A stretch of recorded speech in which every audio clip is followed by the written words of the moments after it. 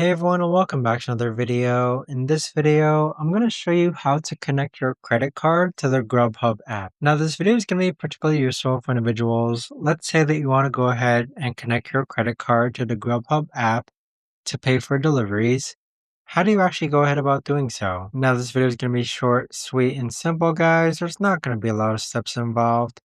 Now, in order to do this, what you're first going to do is log on to the Grubhub app. Next, click an account on the bottom right hand corner. Afterwards, click on payment, then click on add new payment, then click on credit card. So this is where you could actually go ahead and connect your credit card by adding your card number, expiration date, CVC, and postal code. But there you have it guys, that right there is the best and easiest way that I know of to actually go ahead and add your credit card to the Grubhub app. If you guys know of a better or easier way to actually do this, let me know in the comments down below. I would love to know. Thanks so much for watching everyone, and I'll see you guys all in the next video.